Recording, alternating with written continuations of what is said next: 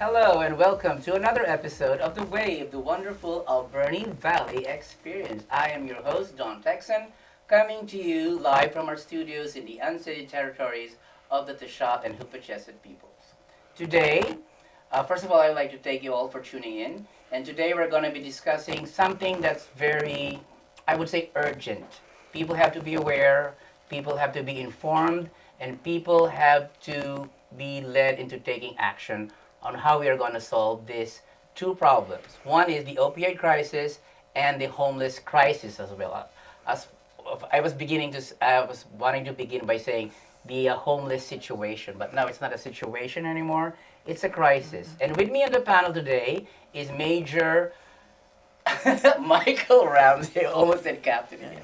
Major Michael Ramsey from the Salvation Army. Welcome to the show, Michael. Thank you for being here. Yes, thank you so much for having me. Okay. Also with us on the show is Ron Merck, who is the co-chair of the Community Action Team. Don, I'm glad to be here, just as Michael is, and I'm looking forward to it. Thank you for coming. And also a dear friend with us today is Miss Ellen Frood, who is, to my memory, that's the same with Michael, the Citizen of the Year awardee of the Chamber of Commerce.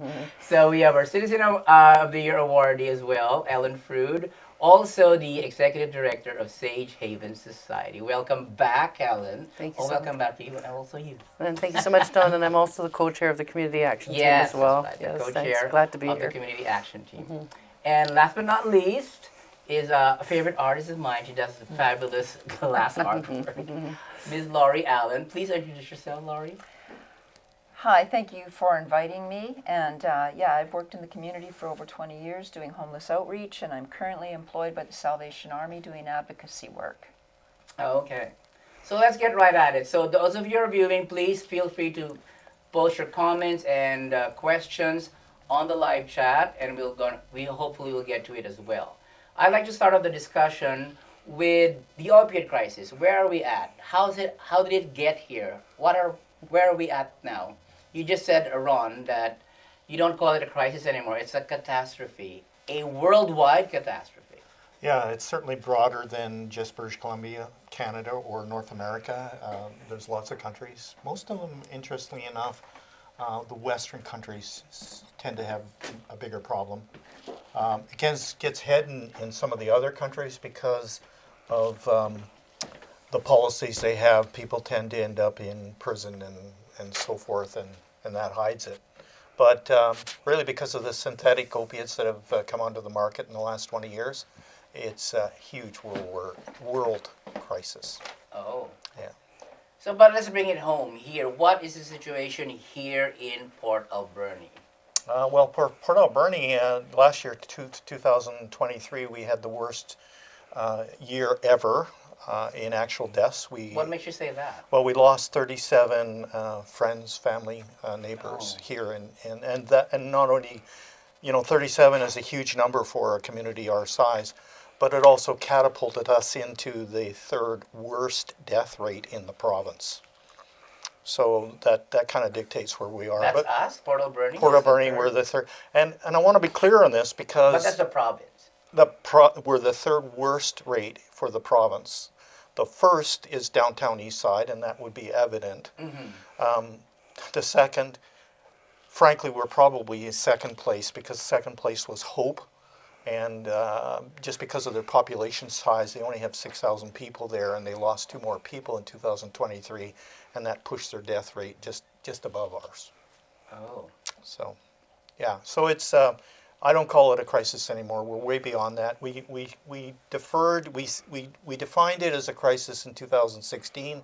Here we are, 2024. A whole 8 years later, the numbers are going the wrong way. And so we've moved from crisis to catastrophe. No, I understand you, Michael. You're on the forefront of what's happening because you're out there on the streets and dealing with the actual people who are going through this. Yes. So what has your experience been? What have you seen? Well, what have I seen? Well, this week alone, I've had 2 friends of mine die due to the opioid crisis, right? And it's awful. Every day, I'm having lunch at the Bread of Life with my friends, and in a given year, many of them will not be there again. And it is heartbreaking, and I've been doing this work on the front lines for more than 20 years across this country, and it gets worse and worse and worse. No, you've been all over the country. Like, how does Port Alberni compare to where you've been before? Is it worse here? I mean, we're number 3. That's not something to brag about. Sure. So other locations I've been in have been the Downtown East Side, Regent Park and Inner City Toronto, Winnipeg's North End and Stony Mountain Penitentiary, as well as rural postings. And so, I mean, the Downtown East Side, we've already talked about their numbers there. Inner City Toronto's bad, but Port Alberni, I believe the statistics are much worse. Oh, my goodness. And you as well, Ellen, you're there also. That's what Sage Haven Society is all about, helping these people. What has your experience been? Well, we have a community resource drop-in center, and so people, interestingly, will move from Bread of Life having breakfast and come to us for a period of time, then go back to Bread of Life for lunch. But we see many people who are very entrenched in a substance disorder, use disorder, sometimes heads on table, just resting because it's safe, and we're there to watch over them. They're not housed. They have nowhere to go. They have nowhere to sleep. They can go to the Salvation Army, but many are still, sleeping rough in back alleys and out in camps under tents. There's no dignity. I have to say, we're not able to put a roof over somebody's head to let them just start having some basic healing with the basic necessities of life. It's heartbreaking. Oh, you, Laurie, you said you've been involved in the outreach?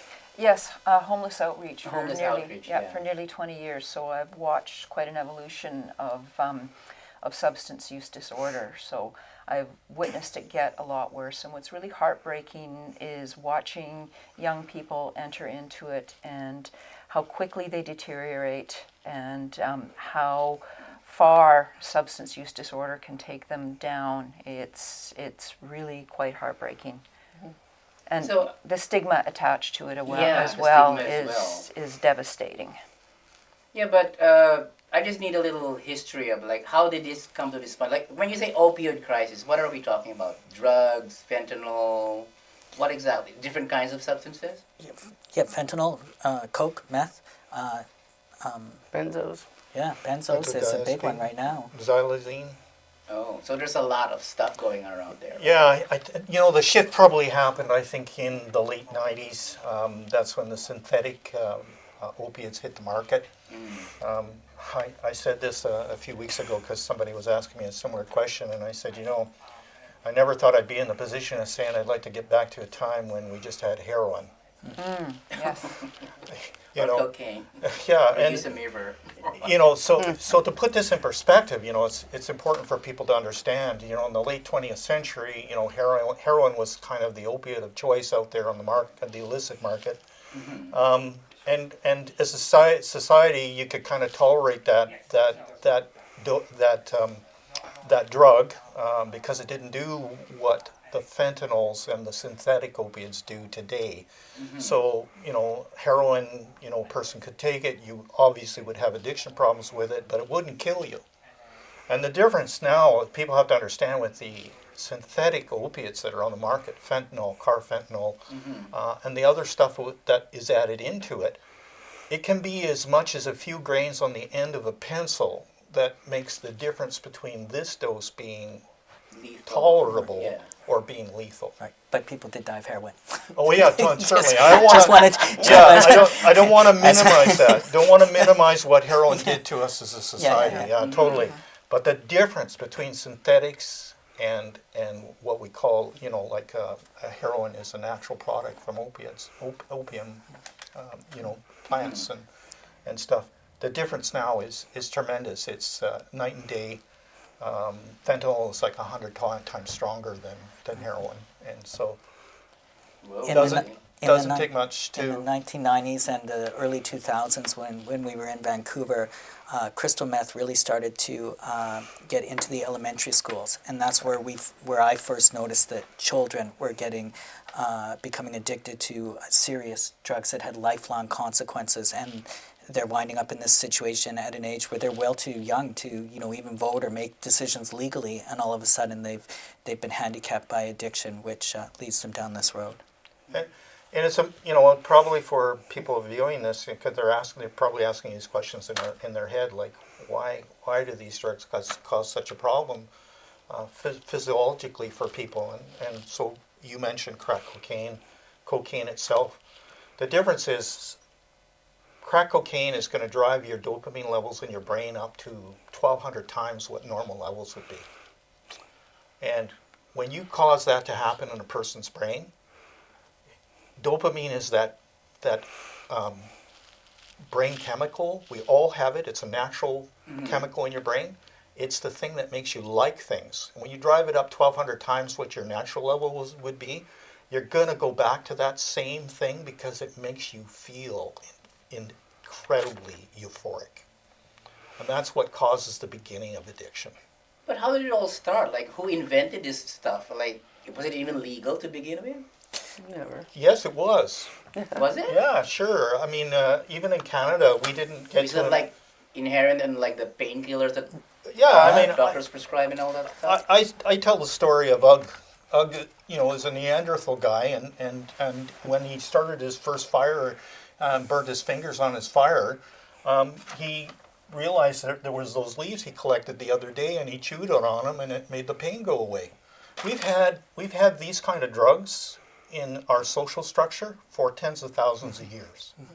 But in the early 2000s, the late 90s, same period we were talking about, one thing that I remember here in British Columbia was that the doctors started to treat pain as if pain was an ailment itself that needed treating. And that was a major error, because then they were treating pain with these highly addictive drugs. So then they were actually creating dependency upon their patients as a policy. Like, they were intentionally treating pain. And I remember working with our friends at that time period and hearing those announcements come out of BC health officials and just, pulling my hair out. Because it was just, it got me really upset. Yeah, oxycodone was like it was a gateway to the mess we're in now, part of the gateway. And Michael's, he's right on the money when he talks about this, because what happened at that time, the pharmaceutical companies were putting oxycodone forward as the panacea for pain. Yeah, I mean, so we have the medical system and the pharmaceutical companies to blame for all this mess. Certainly part of it.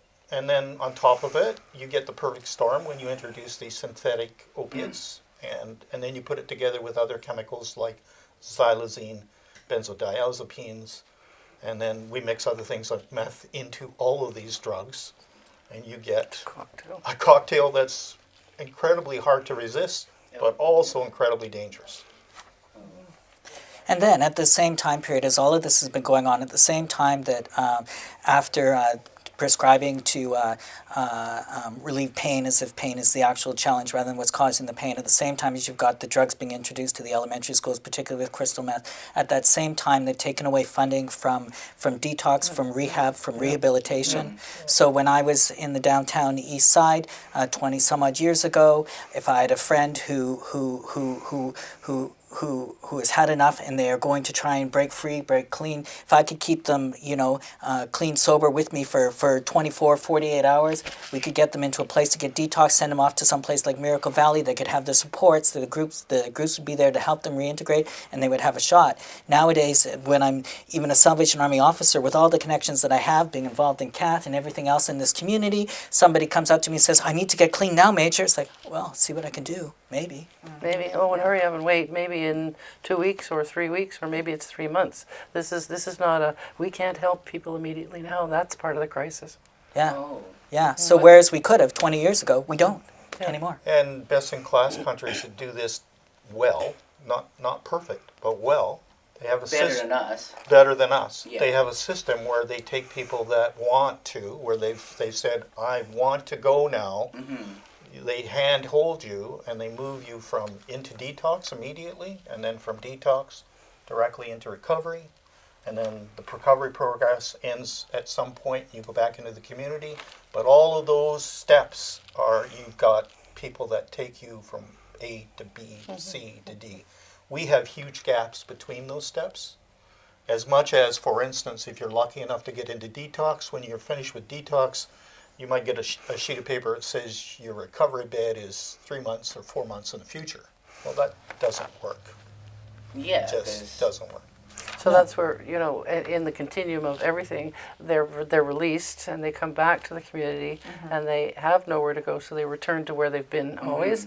And so we see a The so vicious again, cycle. so you know, again, what we're looking at is how do we house people? How do we help people when they're coming from recovery into housing? And then we sort of cross into that. Yeah. Yeah, and that's so important, the after bit. When I was involved in corrections in Saskatchewan, we worked with the program for people who had been convicted, and so we would keep in touch with them while they were away in prison. We would set up a plan for them while they were away in prison. Then before they got out, we would get them a job, we would get them a place to live, and we would get them a social group that wasn't their social group before they went in. So a church group, a club, a sporting group, something like that. And in the 6 years that we ran this program, of all the offenders that we were dealing with, we only had one repeat offender. There is no reason why this can't work across the country in both criminal justice and in addiction. If we provide the supports for people and prepare people for their reintegration into the community, there is no reason why they can't have a full, healthy and whole lifestyle. Yeah. Now, Lori, you said you've been involved housing outreach for 20 years. Yes. Can you tell us a little bit about that, like how this relates to the whole scenario of what we're talking about? Well, the lack of housing, we've lost a lot of housing stock in Port Alberni for various reasons, and it hasn't been replaced, which drives the price of housing up, and it increases discrimination against people who are substance use dependent, and it's just a vicious circle. So when a person, say for example, go back to the treatment model that we were talking about, a person is released from detox or released from treatment, the rates of recidivism are very high because they don't have the social supports, and a really basic social support is housing. You know, we need to look at Maslow's hierarchy of needs, the base needs of people, and address that. Well, you were discussing a while ago, in some countries, you said it yourself, even in Canada, housing is supposed to be a basic right, not a commodity, which it is now. That's why we have so many homeless. Yes. Right? So what can we do about that? Like starting with our community. I'm glad about the tiny homes. That's just a step. That's just a little step of what we can do for now. So what do you think what more can be done by the city? Is the city doing enough?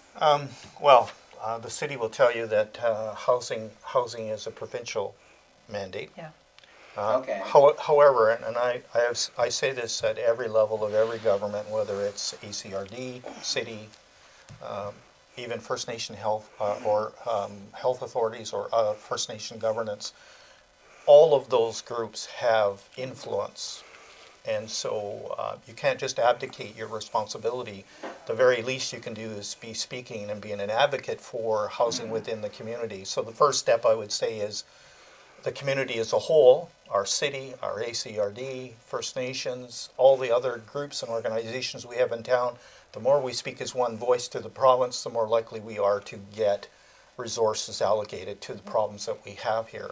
And housing would be at the top of my list. Lori has already talked about it and said, people don't start healing when you're living behind a dumpster. Yeah, exactly. Yeah, in fact, you're more likely to want to take more drugs to make the pain and suffering go away. Yeah, numb it. Yeah, when you're cold and hungry and it's the middle of the night and you're afraid for your life because other people are coming by in the dark.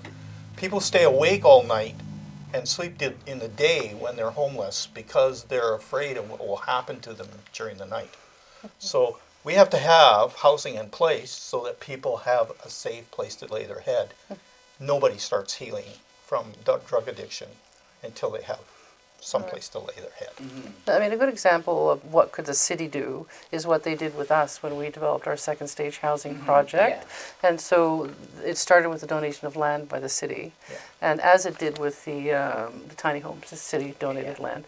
But it's a partnership between the city, BC Housing, and Sage Haven, and collaborated on that to build 22 units. So what can the city do is just things just like that, is to provide land for starters. But I think that, on a municipal level, they can look at zoning there. Zoning could be inclusionary. So, Okay. so now what we have is the province is saying what we want is we want greater density.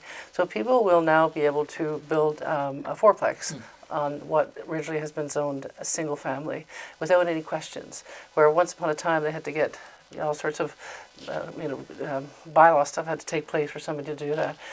So what we're going to see is greater density, but every time you take down a house, it could be a low-income affordable, and you build something that now is no longer affordable for people. That's right. So so ensuring that when you're doing this kind of added density, that whomever is doing the building is asked or mandated in some way to ensure that they have the same level of affordable housing in what you're building, as an example. Right, but there. I mean, that is like very base, and I'd like to. Well, no, I won't say. How's that sound? That was. Yeah. Ellen's on the right track though, because by simplifying procedures around housing for the demographics we're talking about, the more the city does that, the better off. Yeah. And we have models. We've started, right? I mean, could you say we've started in your city? We have started, and I think we're lucky enough that our particular council is they're open to these ideas in our community, and some, All of them? not all of them, maybe, but enough. And other communities are not so inclined, so that's important to make that distinction. But however, we're not at the top of No. communities that do. So some examples of how communities have really stepped up to the mark. We have some communities in the province that, for instance, they mandate and say to a developer, when you're putting this development up, X percentage will be set aside as affordable housing Can you units. give me an example of a city that does that? Yeah, I think Langford does that, in just outside of Victoria. Okay. We have other communities. What they do, they tell the developer, you must contribute to this fund over here, and this fund will be used to provide other housing in the community. That's a good way to do it. Yeah, so those are well-established precedents that our community could step up to and begin. And or require that a certain percentage of the development include low income or geared to income housing, which is not happening now. Right. Yeah. And low income and geared to income is wonderful because it provides people the opportunity to move, Yeah. right, and not be penalized if they are able to improve their situation. But also what we really need is some supportive housing because, Yes. I mean, low income housing isn't going to help people who don't have the means, the very basic means. So we need some support. Many of our people who are struggling with addiction and homelessness also are suffering from schizophrenia, bipolar, other mental health issues. These are people who need legitimate supports. These are people who need support to be able to live a whole, healthy, and successful life. And with those supports, they can. So, I mean, as well as the low-income housing, we also really do need supportive housing for those in need so that everybody in our country has the opportunity to live a healthy and whole lifestyle. Absolutely. The they say- province put in the province put in a program last year, or actually it's almost 18 months ago. It's called complex housing. It's meant to address exactly what Michael is talking about. Unfortunately for us, Port Alberni, we're about 3 to 4 years downwind of that plan. But given where we are with the problem, I'm hoping the provincial government will push us up. So complex housing has been rolled out in a number of communities across the province, mostly Vancouver, Victoria. Nanaimo, I think, is just starting a complex housing facility there. Complex housing is specifically defined as low barrier, meaning that people who have the kind of problems Michael was talking about can be accommodated, and there isn't an eviction process when you just don't kind of fill the model of normal this month. We find ways of working around that for you, and we keep you housed. So Well, Ellen, you were just sharing about the Temporary housing. Second stage. Yeah, ours, could you share a little bit about like how does one get into that program? Well, first of all, they have to meet our mandate, which is being impacted by intimate partner violence or domestic violence in their life. Oh, it's very specific. So it's very specific for women and children. And it's quite magical to see what's developing in that community right now. So we're almost full. And we have people who've been living precariously or not have couch surfing or not had a home. And they're now living in beautiful facility with furnished and clean and everything is great. And they're developing a community of people together and they feel safe. One of the biggest and most important things is they feel safe where they are. And it is really amazing to see that start to grow and develop within the community. But I want to mention a couple of other things. Like, first of all, what we're talking about when we talk about supportive housing is we need housing first. And housing first, the principle behind housing first is you will be housed. And then once you're housed, we're going to figure out what are your needs, and we're going to work to build a personal service plan basically around each individual, not a way that we're going to do it this way and that's what everybody has, but rather a plan that centers around that one individual and help them move from there. So you can take people in at a very high level, detox, and then move them into a treatment plan to perhaps somewhere where they're gaining skills or learning or social enterprise, and then into longer term housing. So that's really important. But the other thing I want to bring up is that the BC bill just announced that they're going to, I can't remember how many $1 million they're putting into it. And what this is for people to have affordable housing. And what that means basically is somebody whose income is about $85,000 a year.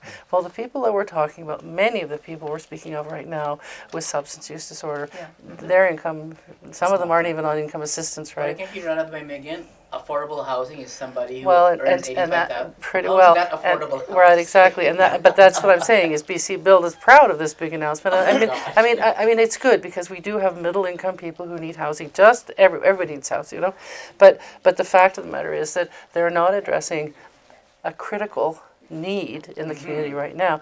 And the other thing that happens is we are a remote community. We are a remote community that serves rural communities. And you cannot treat us like we're Victoria or Vancouver or wherever.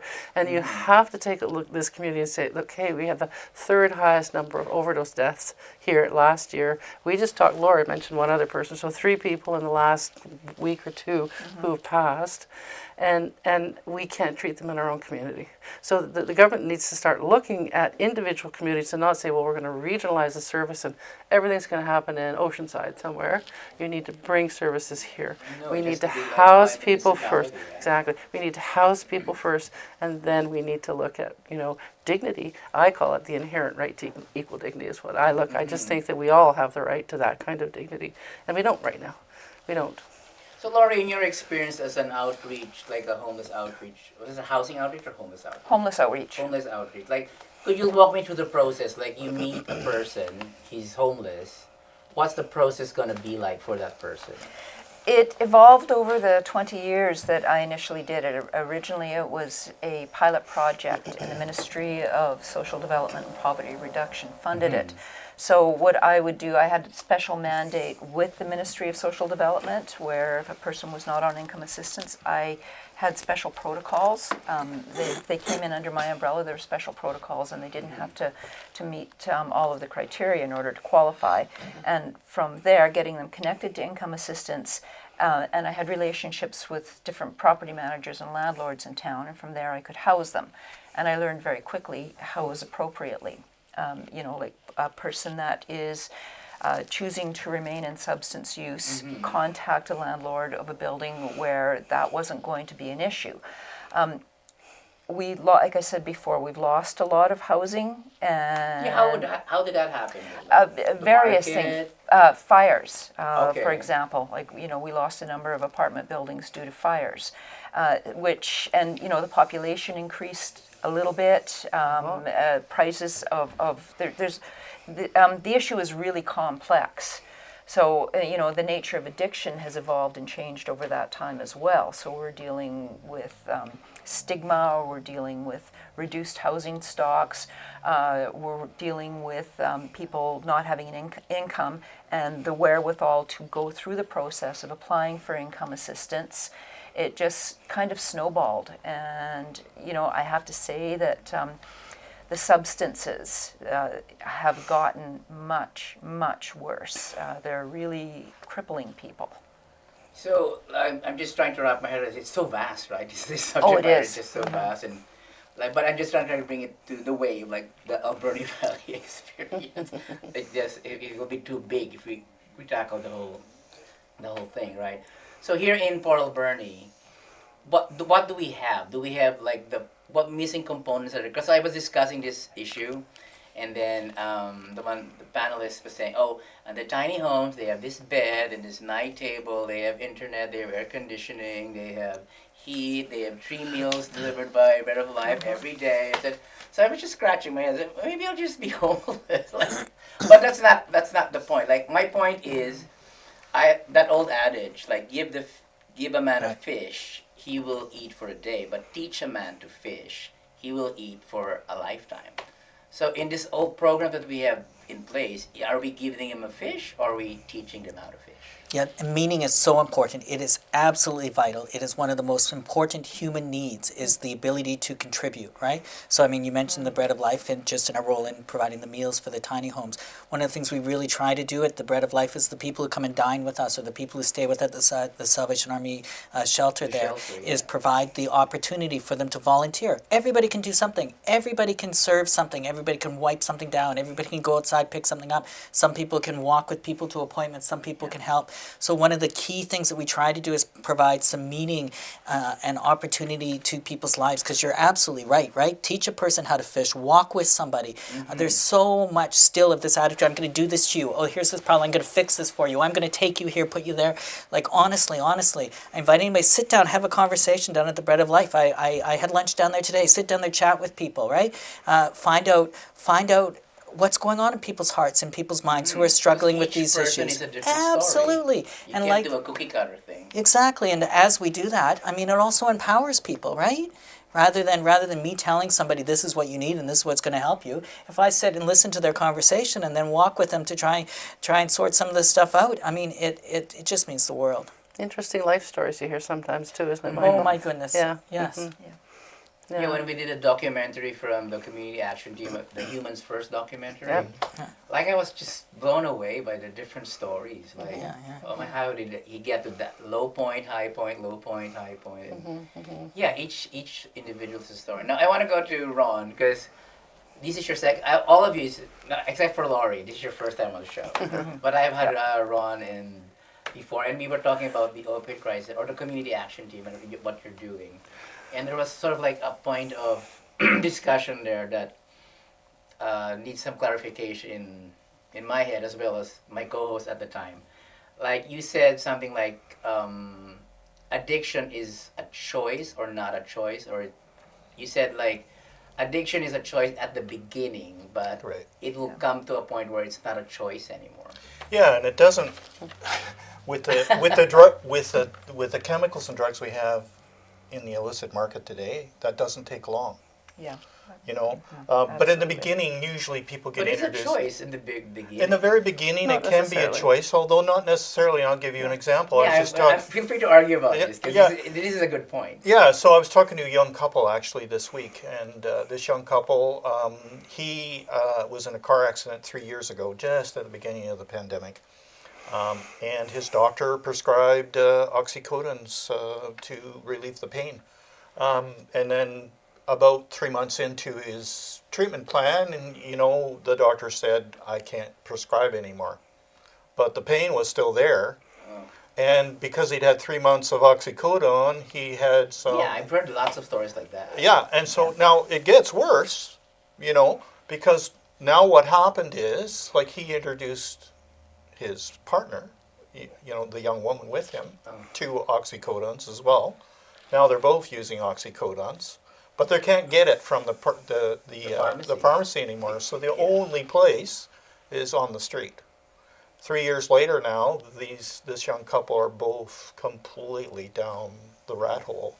And it's going to be a long time, I think, by the look of it, before they're ready to choose healing. So that's an example of how you can get down this rat hole, and it's not because of anything you chose to do.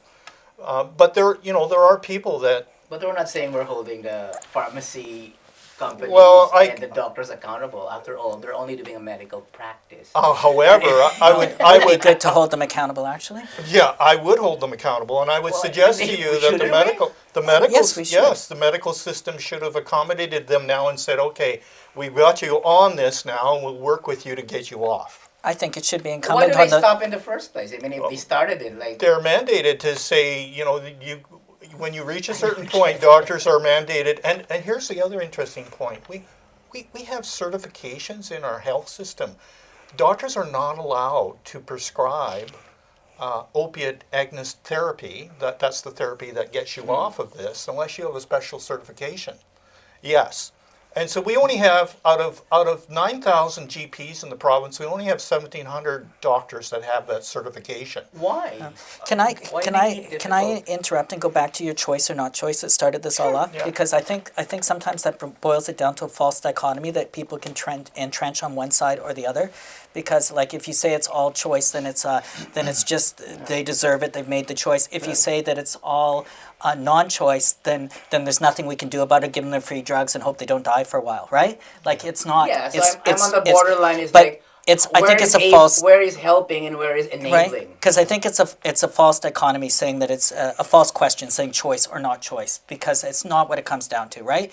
So if anybody's ever been addicted to anything, right? You know, if you've been addicted to sugar, to video games, to something as serious as, you know, alcohol or drug addiction, right? It gets a hold of you. It's like it's got its hand around you, right? Right? And you feel like you can never ever get free of it. But you know what? Sometimes through circumstance, through help, through people, those fingers can loosen, and people can start to live lives and be sober for a week, a month. Or I've got one friend of mine who's been free of her addiction to various drugs for just had her 9 years, right? I've got another friend who's on 15 years, right? Another friend who's on just about 2 weeks, right? I mean, the hand is always around you, but it can be With the help and loosened. support. Absolutely, with the health and the support. So I'd hate to say that it's no choice, because then that just sort of writes people off and you're always going to be addicted. Just give them your free drugs, just keep them out of trouble and all the rest of that. Or to say that it's all choice. Getting to rehab will still be their choice. Well, and it needs to be more than just choice or no choice, right? You got to be walking with somebody. You have to support somebody.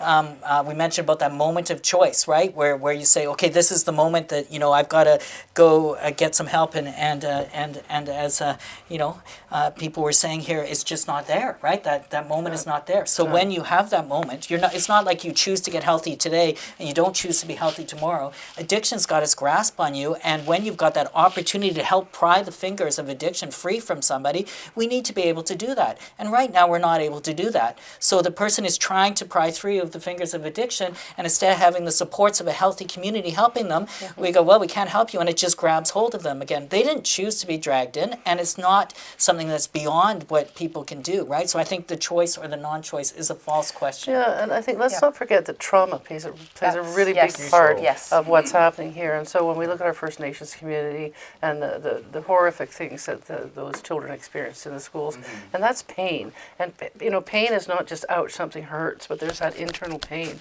And sadly, drugs have been something that has softened that pain and helped to make it go away.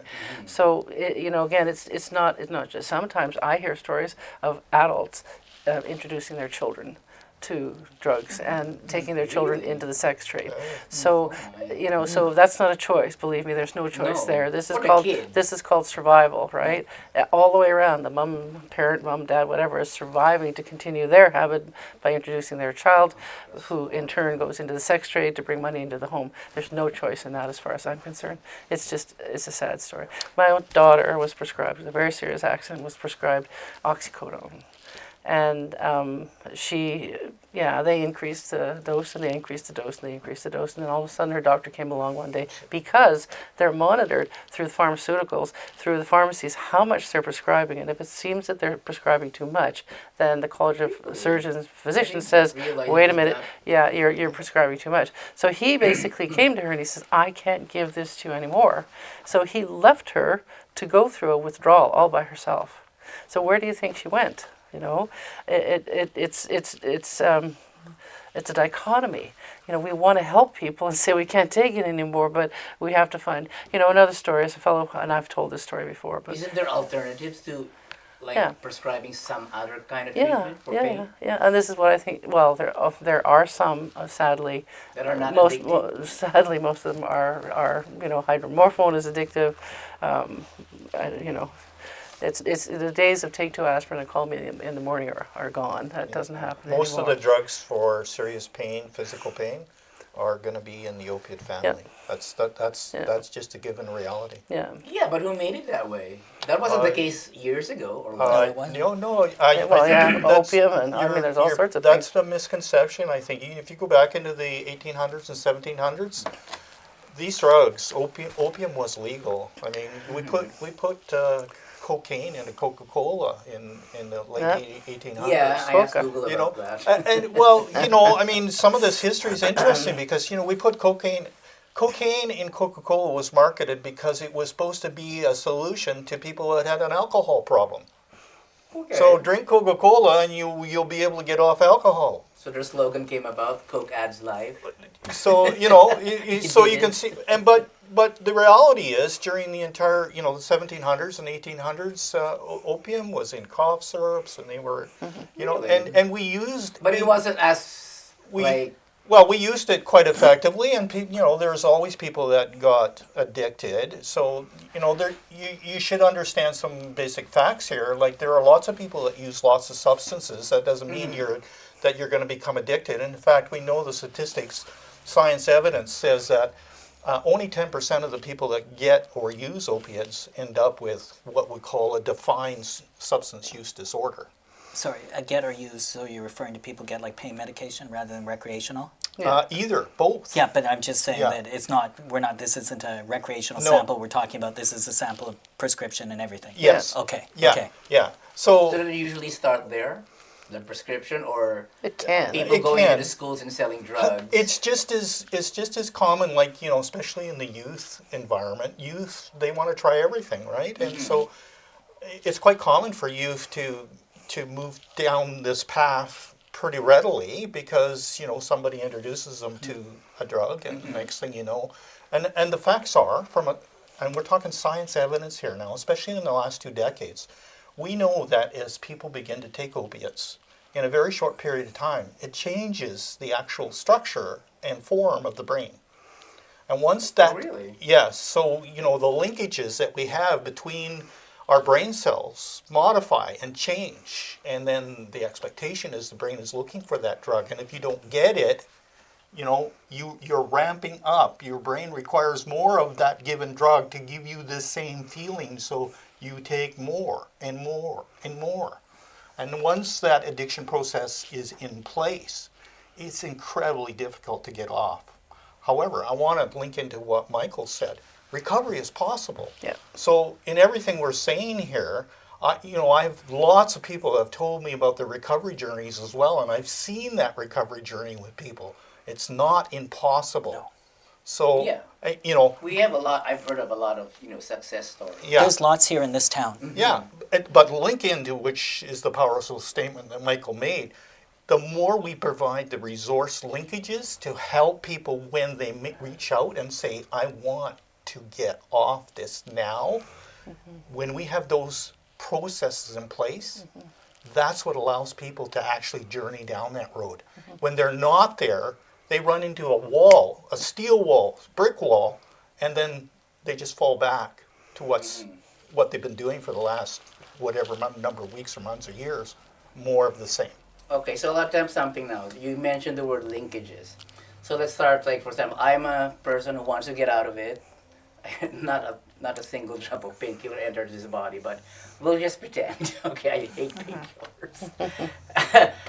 So I go to Lori.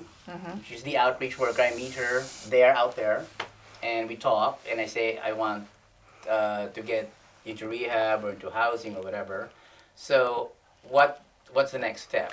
I go to Ellen if I'm an abused wife or something, because you're The gender-based or circumstance. whatever. Yeah. If somebody approached me, what I would do is I would try to connect them with mental health and substance use Okay. to an addictions team. But you're speaking of links, and Yeah, one like big link connections, is if you like. trauma. If we can help people address their trauma, because that is a big driver for substance use. Like when people are traumatized, they want to not hurt, and using substances is a very effective coping mechanism. I know. Very Isn't it like a maladaptive. shortcut? Because Yeah, if well, it's I'm very hurting, maladaptive, but finding it's- somebody who will talk to me helps. I don't Yes. need drugs, right? But not using a s- everybody has yeah. access. Yeah, using a substance gets you out of yourself very, very quickly. It's very effective. It's just very maladaptive, and before you know it, you're going down that road. So addressing trauma at the same time as addressing housing, income, mental health, Food. the Food very security. basic needs. I think trauma is a really big driver, and it needs to be addressed. We need to do a lot of work around that with people. Because I have two of you from Salvation Army and your experience with the housing outreach, and I have Sage Haven Society, I have like a community action team, and you're also part of community action team. It's so fun, like both of you community action team and both of you are Salvation Army. So how does your services or your programs interlink with each other? Well, Salvation Army is part of CAT, and we work together with the other members of CAT, and actually that's one of the purposes for the community action team. Yeah, so Michael sits at our table as well as a number of other organizations in the community. And one of our main pillars of the community action team is to be that networking group in the community that brings all of those community organizations together, so we can hear what everybody is doing, and we can share that information across the table, and we understand and know what is going on at the Salvation Army versus what's happening over at Canadian Mental Health and Association, or versus any of the other Island Health. They all sit at the table, and so there's tremendous synergy that happens there because of the networking. We share. We're able to tell people what programs are happening in certain situations, and then provide the linkages so that people can pull them together. Right, I think no one of us can do everything, Yeah, and of we course. recognize that there are other services in the community that are, so we know how to refer people in the right direction. But Yeah, that's what I'm Michael getting at. talked about walk what with somebody. resources are available? We Yeah, have Sage Haven Society, we have Well, it's Salvation in multi. Army, Yeah, I mean, you've got the you've got the Port Alberni shelter, you've got the Friendship Center shelter, different types of housing. Canadian Mental Health Association, they have an ACT team which is out in the community that goes to see people. They have a CRT, have community response. ADAPS with the youth. ADAPS Oh, is yeah, for yeah, youth. yeah. It's endless, really. But what we do know is that there are people that are good at what they're doing. So if we find an at-risk youth who seems to be suffering from trauma, we would probably send them over towards ADAPS and make that connection so that they can have clinical counseling. But we work with people through the court system, so we have crime victim assistance and counseling available for those groups of people. So, like I say, we don't. No one of us is good at everything, but we're Yeah, good. of We're good course. at collaborating, and sitting at a table like the community action team is a great beginning because it gives But us the would it be context. fair to say that counseling, like talking to people, is a big part of what we're trying to, It's part of a journey. Yeah. trying to help with? Yeah, people with? I think so, yes. Accepting a person where they're at in a non-judgmental way. And, when I was doing outreach work, I connected, like Ellen was talking about the different agencies, the different steps in the process. And I connected people with Sage Haven, with Crime Victims Assistance, with mental health and substance use, with ADAPS. So, having that, you talked about the synergy, that's really important. I mean, Laura, you would have gone behind Walmart to see people in tents at times, wouldn't you? Oh, absolutely. So, Absolutely. like I said, you're in the grassroots of what's outreach is happening. maybe Yeah. the back alleys, or it's yeah. going to people where they are. I went out Yeah. into the wilderness to homeless camps that Yeah. were, on the west coast that Here? were West Coast. Oh, That was okay. part of my area, and Yeah. I had a 4x4, so I could go out there and, Oh, and wow. meet with people. It was But I think the point is we go to people where they are. We meet Yes. them where they are. We listen to them and their stories and where they're at. We don't say there's one way of doing things. We listen, here's what your story is. So let's see, where can we go from here? We can walk with you. Do you need us to go to the hospital with you? Would you like us to make a connection with a doctor? You know, can we make a connection to mental health and substance use? And you know, you start. There always is a beginning, but it's listening to their story and seeing Well, in where the they're course at. of our conversation, I don't know where, but in the course of our conversation, I seem to remember we have resources available, but one of you mentioned that we don't have enough resources available. What and/or is that? yeah. So I was just thinking as we were talking here, like what we should sort of talk about is what we're missing. Yes. And yeah. so recovery beds is a prime example. Yes, we don't have recovery beds absolutely. in Port Alberni. Huge. So and you should talk. We need to talk about what recovery means in the province. So until we actually make the shift and walk the talk about that, substance disorders are a health challenge, meaning that recovery should be a universal service that's Yeah. available to everybody. And frankly, today in today's world, if you want to get a recovery bed, you're going to go to a facility like up in Shawnigan Lake, Cedar, and you're going to pay $15,000 to $20,000 for 30 days. The average recovery is going to require you to be there for at least 90 days, and you're probably going to relapse once. But they don't have money. What So a now, flawed system that now is. you're getting into why we have the problem we have. So until the province accepts the idea that we have to have publicly funded recovery beds, we only have 3,600 recovery beds that are publicly funded in this province. We know statistically there are about 125,000 people with active severe substance use disorder, and that number is a conservative number. It's more like 225,000 if you believe the coroner's report. So you take those 225,000, you put them into those 3,600 recovery beds, and what you get now is that it will take 9 years to put all of them through recovery, and then put relapse on top of that, and it suggests that 50% will relapse at least once, and Another 8 probably years. more. So now we're up to 25 years to get all people through a recovery bed system. So I just want to bring it home again. Like, if we want to do that here in Port Alberni, Yeah, so what it how means- many recovery beds do we need? What it means here in Port Alberni is our estimate would be 750 people here are in Port Alberni that have active substance use disorder. We don't have any recovery beds right now. You have to go out of town. Assuming that we got 10 beds, just 10 beds, which I doubt we'll get. That would be a Cadillac, wouldn't it? That would be amazing. More like 5, but just average it out to 10 because it's easier to do the math. Those 750 people would take about 18 years to go through the recovery process. I used to own and run a recovery house in town. We had a 3-bed government-funded recovery house. I had a contract with the health authority. And when I backed away from that contract after running it for about 11 years, those beds were lost.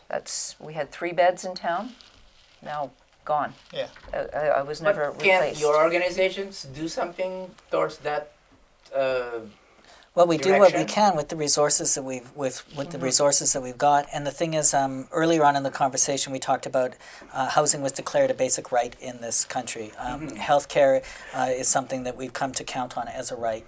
So if something is a right within the jurisdiction of a government, it is the responsibility of the government to ensure that that right is provided, and that that right is provided to everybody. And it's So all 3 levels of government. at all 3 levels of government. It is Yes. incumbent upon the levels of government to make sure that it is available. Not that it's a fee for service, that if you happen to have the resources you can get there. Not that it's category X, Y, Z. If it is declared a right for everybody, then it needs to have universal access to it. And that's something that people really got to start lobbying their governments for. And really, I mean, our governments have to do what they say they believe. And if they say they believe something's a right, then make it accessible to everybody. Because that's another thing that that revolves in my mind. Like, we send money to other countries, and yet here we have a need that's not being addressed or funded properly. We have people in this province, in the city, who can build houses. We have people in this province, in the city, who need houses, right? It's simply a matter of coordinating it, and if those with the resources are able to do it with the... Or bringing the right attention to it. Well, I mean, I can't believe that if the country, the province, and the city actually said, you know what, we're going to take this year and greatly reduce and maybe eliminate homelessness. I can't believe that they couldn't actually do that with all the resources that they send out. Yeah. I mean, so if they're really willing to declare it a vote, declare it a right, and they want to do it for more than just a headline, then put your money where your mouth is, and start building houses and start building beds, right? Right. Well, Ellen, I remember you saying something one time in our meeting, one of our meetings, that there was a halt on housing or something. Well, I had occasion just recently because BC Housing is probably about to announce more funding for women and children in the domestic violence sector for permanent long-term housing. And so that's very exciting news, right? And so I say, yeah, I got to talk about. So I had occasion to go to the city and speak with our planner about that. And part of the purpose was a preliminary, can we take a look at what the city might have available in the way of land? And I was told that staff have been directed by council to put a hold on things like this for 6 months. And I can't understand why. The reason being? I don't know. No. Okay, No. not And really. again, I mean, I have a very respectful city staff are directed by council, so I place no fault. I mean, I just, maybe there's a reason. It's beyond me, to be honest. So what does it mean exactly that they're Well, putting a stop so for 6 to months? put a hold, yeah. And again, it just means that somebody like me can come forward and say, well, now they're doing what's called an RFPQ, which is a request for pre-qualification. So I'll submit a request for pre-qualification, and I'll say, okay, Ellen, go ahead. We want you to put a proposal in, and I have to go the full RFP. So now I need land. And before I can figure out what the design is, I could take what we just built and drop it somewhere else as long as I have a really big footprint. But now I need to put that proposal in. And if I don't have land, a basis, which I believe is something that all cities across this country can be doing on a municipal level, is freeing up the land. Like what they did for our temporary housing. Absolutely, right? And the one at Tiny So Hills. it creates some frustration to feel that, and also again the priority is now being placed on fourplexes on single-family homes. And my question was, well, I guess I should be considering putting a bunch of fourplexes up all over the city. And the response to me was, well, yes, you probably could. So that would be received well, rather than creating a supportive housing complex for people. Not supportive, pardon me, long-term housing. So, I mean, I'm going to move forward, and I would love to be able to move forward with the city, but I'm uncertain about that right now. She's gonna end up waiting for the approval, and it's gonna take 6 months before they get around to give Well, her the stamp if they do. And in the meantime, Well, and I wouldn't want to more make, people are I don't getting want to homeless presume, out because I there. mean, I could quite easily, ask to see the mayor and have a conversation, say this is what's happening, and things could change. So, I'm respectful. I understand Yeah. that, there are processes, and I get that, but it was disappointing, very disappointing to hear, because I was pretty excited, like, oh, yeah, I think we have an opportunity here. So again, I want to go back to the resources, and you said recovery beds, but you have beds, and other places have beds, but they're not recovery beds. I don't have recovery They're just beds. shelter beds. Yeah, we don't Right. have no recovery. Right. Yeah. Yeah, and detox plays a part in this, because one of the things we did in the province is we have a separate process between detox and recovery.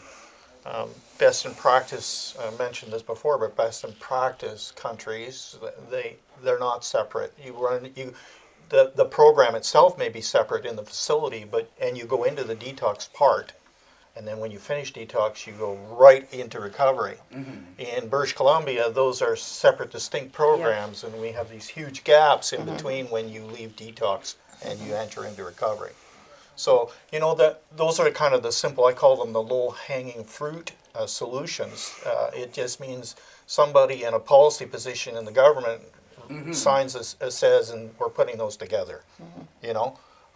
Simple, easy peasy. Same. So who do we go to? Well, we go to the province. So you're telling your audience here that are watching. Yeah. So if we're telling the audience here what they can do, well, they need to advocate with their MLA, or the Ministry of Health, or the Ministry of Mental Health and Addiction, or our Premier, Mr. Eby. I mentioned the physicians, so it would be incredibly simple. I'm not saying it wouldn't be cost associated, but if the government came up with an encouragement program for We're able physicians, to spend billions of dollars across exactly. countries for so other if, things. So if you invest in some money and you say to doctors, get your certificate. It only takes you a 2-day course to get the certificate, and then you line yourself up with a mentor doctor who's going to lead you through for the next couple of months until you're on board. But if you had an encouragement process like that for physicians, and we got doctors on board that can prescribe oat therapy, that would make a huge difference. Because I want to mention here in Port Alberni, we have one resident physician in this city that is certified. Only one. One Out of how many? 45 GPs. Here in Port Alberni? Yeah, and no ER doctors that I know of that can do this. So, like, that's part of the problem. So when you go to the ER and you say, Michael or me, and we go there and we say, I have addiction problems, but I'm ready. I want to go to start healing. And the ER doctor is going to say, I can't help you. I'm glad. In crisis, they might put you in the psych ward and do a medical detox, Yes. but that might take 4 or 5 days, and then you'll be discharged, and you're back to the Then you're same back community on you the came street. from. Yeah, 4 or 5 days is short. If you've got an opiate addiction, the detox process is extremely painful. So Yes. a person is really motivated to continue to use unless they have something to help them come off of the opiate. It's an extremely I mean, I'm going to difficult tell you a process. direct story. And this person told me this, a direct story, and this happened a year ago. They went to the ER, talked to a doctor there, said to the doctor, they waited 5 hours in the ER to get to see the doctor, and then, said to the doctor, I want to start detoxing. And the doctor said, I can't help you. Here's a referral slip to the Mental Health and Substance Use office on Rogers Street. The person walked out of the hospital door, flipped open their phone, called their dealer. The dealer was there in 15 minutes, gave them their next drug because they were already They're more accessible. dope sick. Yeah. Yes, that's the motivator. That's the Sick is motivator. brutal. Exactly. So the story I tell is somebody who came to us on a regular basis into our drop-in center. Nice fellow. We'd had a friend, lots of conversation. He talked about his family back in Alberta, the jobs that he'd had. He had an accident. He started, and all of a sudden, pain became the issue, and all of a sudden, there we are in addictions. And he was in there on a Friday afternoon. It was later in the afternoon, and our mental health services kind of go Monday to Friday. 8 to 4, and there is some on the weekends, but not a lot of. And he was doubled over, and he was crying, and he said, Ellen, it hurts. Oh my God, Ellen, it hurts. And he's crying. The tears were pouring down his face. I didn't know what to do. He had started on a Suboxone treatment, which is an opioid agonist therapy with the doctor, and it wasn't enough. They needed to do more. It takes a while to get it regulated, right? And he tried to contact the doctor, and the doctor was away for the weekend. And the option was to go to the hospital. He said, I can't go there. I've been there before. They don't treat me right. I will not go to the hospital. I refuse. And that'll be the story for many people who don't want to go to the hospital because of the stigma associated, how they look, how they smell. You're just here because you want more The stories drugs. about how they feel they've been treated. How they've been treated. I mean, on the hospital, maybe somebody from the hospital will come talk to us after this, right? But, he died. 6 months later, he was gone. He died, right? And my heart, your heart breaks. It doesn't matter if it's 1 or 10, your heart breaks every time we lose somebody. Yeah, Put it- human you- life is a human life. Put it in perspective. If you went to the hospital and you were having a heart attack and it was after 5 o'clock in the afternoon and the doctor said to you, come back tomorrow when the guy that's certified to give you the medication is there, we'll treat you. That's how broken our health system is when we relate to people with drug substance disorder. That's how broken it is. And with mental health, it's attached to that. I mean, I don't know the stories I've heard of our friends showing up there in absolute need, and not only leaving, but leaving without their clothing, and it's horrendous. We had somebody came back with a sheet and in her underwear, Yeah, discharged. yeah. Really? Yeah. From the hospital? Yes. Yeah, there was an article Why on would the they do news. such a thing? Yeah, not long ago they were releasing. See, we all threw our hands up. Yeah. Yeah, Why would you? but releasing people without a ride home, without clothing, Yeah. that sort of thing. And my husband was going, well, that must have been just an isolated incident. I went, oh no, I've seen that a lot. Yeah. I know this because this is directly in my family, and I don't like to link the two together, but I will say this story. Mental illness, went to the hospital, was admitted into the psychiatric ward here. They shipped him off to Nanaimo. when he got to Nanaimo for in-depth assessment. He went to the Nanaimo hospital. 10 hours later, the psychiatrist there said, go away, released them. And I got a phone call at 3 o'clock in the afternoon and said, like, what am I going to do? I'm standing in front of the Nanaimo hospital and I don't know how to get back home. Can you come and get me? Yeah. What part of that makes sense in our Part society of today? humane even. Yeah, I mean, frankly, the SPCA treats animals better than we're treating people that have opiate and psychiatric. This week, we couldn't get officials to deal with the person, so there was animals in their house, so we actually sent the SPCA because we couldn't get the Yeah. other agencies to help them out. Eh? There you go. Really? Yeah. Yeah. Really? Wow. Yeah. Yeah. So, Dawn, now It's not, now like the you said, now it's the not a realities are coming crisis, out it's on a the table, catastrophe. and you understand, Yeah. when you hear some of the stories, just how broken it is. But to come back to where do we start? And first, housing first. We have to house people immediately, regardless of what their circumstances are, regardless of how high their substance disorder is or how manic they are, in the mental health. We have to house them first and determine then how we not a have. big number. I mean, it's doable. It's doable. Right. right. Yeah, when you think of But them not with 10 beds at a time. Yeah, I It's know, not, but- right? Yeah. recovery, but housing is a different issue. Yeah, that's it. you know. And there was a really cool research article came out this week, Yeah. and it makes a direct link to homelessness versus overdose deaths. And the linkage is for every 10% of increase in homelessness, you get 4% more overdose deaths. So the linkage is, that's a scientific research paper we're talking about here. Correlation. I mean, we all knew that was there anyway. Yeah. Now it's a proven So stat. it's statistics, yeah. Yeah. There's still so much to talk about. I think I'm going to invite you back for a part 2 sometime in March. But in the meantime, I hope you enjoyed the show and hopefully lit up something in your mind to become more aware, more informed, and more, hopefully, involved. We'll catch you next time on The Way.